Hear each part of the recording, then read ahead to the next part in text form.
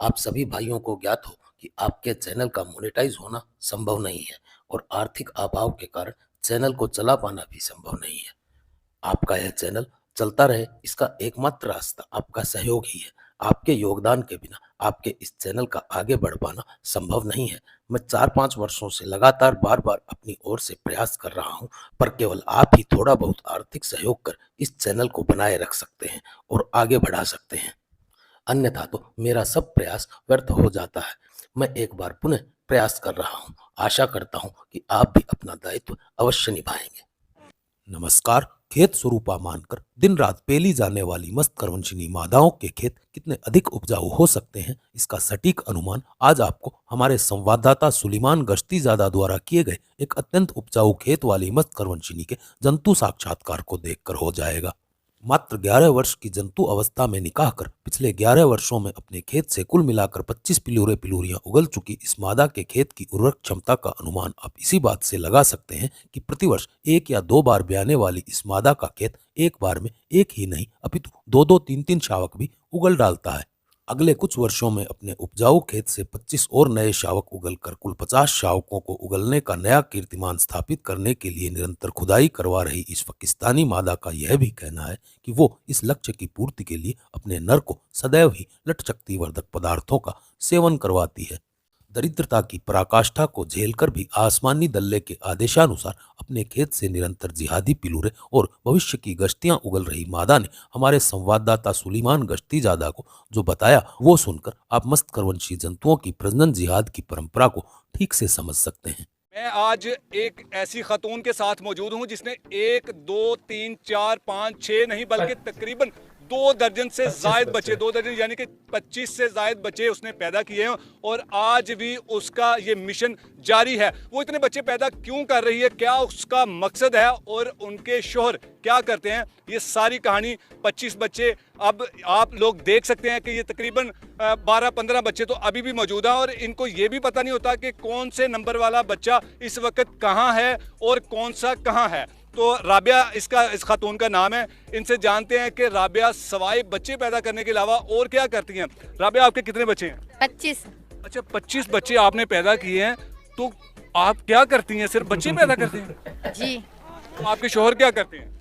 शोहर मेरा काम करते हैं, क्या काम करते हैं? गुब्बारे बेचते हैं। अच्छा राबिया, मुझे ये बताएं कि आपके शोहर खाते क्या हैं, इतने बच्चे पैदा कर लिए हैं? मैं अपने शोहर को घी खिलाती हूँ देसी और उसको ताकत वाली चीजें खिलाती हूँ, इसलिए कि उसके अंदर ताकत आए और वो माशाल्लाह मजीद बच्चे पैदा करें। जी। नहीं, आपका ये मिशन है, आपने बताया कि जी मेरा ये मकसद है कि मैं हर साल 1 या 2 बच्चे पैदा करूं। जी। तो वो किस तरह कर लेती है? जैसे हो जाते हैं। नहीं, क्या कुछ टेक्निक है, किस तरह होते हैं इतने बच्चे आपने पैदा कर लिए, क्या खिलाती हैं इनको, किस तरह रोजगार इनका पूरा होता है? मेरा मियाँ कमाता और ला कर देता, हम खा लेते हैं। अच्छा राबिया, आप मुझे बताएं कि आपकी शादी कितनी उम्र में हुई थी? 11 साल के। 11 साल की उम्र में आपने शादी कर ली। तो जब पहली दफा बच्चे हुए थे कितने बच्चे हुए थे? 1 3। अच्छा, पहली दफा ही 3 बच्चे पैदा कर लिए? जी। आपके चेहरे से लगता है कि आप अभी भी 2 दर्जन बच्चे पैदा कर सकते हैं। कर सकते हैं। नाज़रीन, आप इनकी मुस्कुराहट से ये अंदाजा लगा सकते हैं और वो बड़े खुश होकर कह रही है कि जी मैं अभी भी 2 दर्जन बच्चे पैदा कर सकती हूँ। तो रहती कहाँ?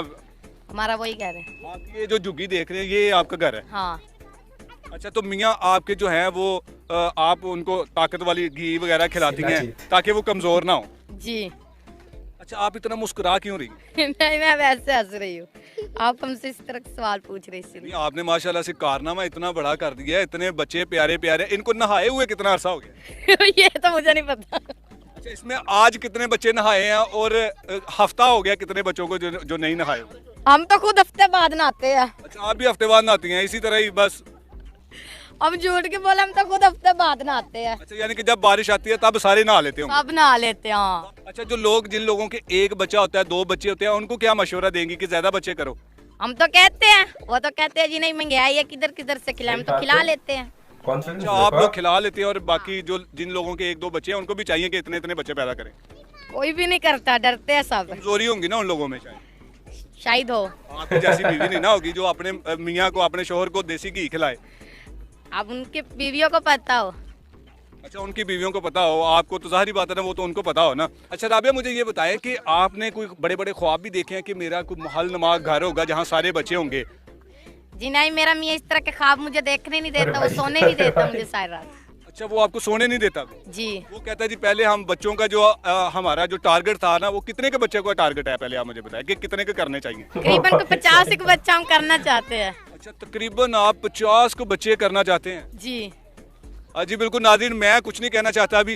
ये लड़की आपकी इस मुस्कुराहट को आप देख सकते हैं कि ये इन दोनों मियाँ बीवी का मिशन है कि हमने तकरीबन 50 बच्चे पैदा करने के बाद आलमी रिकॉर्ड बनाना है कि एक अकेली खतून इस जंग को उसने जब छेड़ा और फिर उसके बाद इस जंग को उसने जीता कि वो 50 बच्चे पैदा करने के बाद भी हट्टी कट्टी है। और उसने उन तमाम लोगों को भी ये पैगाम दिया है जिनका एक या दो बच्चे हैं, उनको कहना है कि आप लोग भी मेहनत करें और मजीद अपनी बीवी से प्यार करें, तो जाहिर बात है ना, फिर ही बच्चे होंगे ना। हाँ जारी बात है।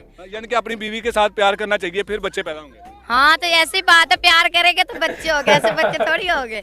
जी बिल्कुल जी नाज़रीन, ये उन्होंने बता दिया कि जी आप बीवी से प्यार करेंगे तो बच्चे होंगे। गुब्बारे बेचने वाले मस्त खरवंशी नर को यदि गुब्बारे का उचित प्रयोग करना आता तो शायद इतनी बड़ी संख्या में उत्पन्न हुए इस अवांछित कचरे से पृथ्वी को बचाया जा सकता था, परंतु मस्त खरवंशी जंतु तो अपनी बीवी के पेट को ही बार बार गुब्बारे की तरह फुलाने में विश्वास रखते हैं। समय रहते यदि मानवों ने मस्त खरवंशी जंतुओं के इस प्रजनन जिहाद को रोकने के लिए उचित व्यवस्था न की तो वो दिन दूर नहीं कि जब मस्त खरवंशी मल्लेच्छ अपने इस प्रजनन जिहाद के बल पर संपूर्ण मानव सभ्यता को पूर्णतः लील जाएंगे। अतः इस चलचित्र को मनोरंजन की दृष्टि से नहीं अपितु मानवता पर मंडरा रहे भीषण संकट के रूप में देखा जाए। इस विषय पर आप भी अपने मानवीय विचार संदेश पट्टिका पर अवश्य प्रेषित करें। आपके इस चैनल की क्षमता और कार्यकुशलता को बढ़ाने के लिए आप यथासंभव आर्थिक सहयोग करने का प्रयास भी अवश्य करें। इस चलचित्र को यहीं समाप्त कर देते हैं। शीघ्र ही मिलते हैं किसी नए चलचित्र में। तब तक के लिए सबको बम बम।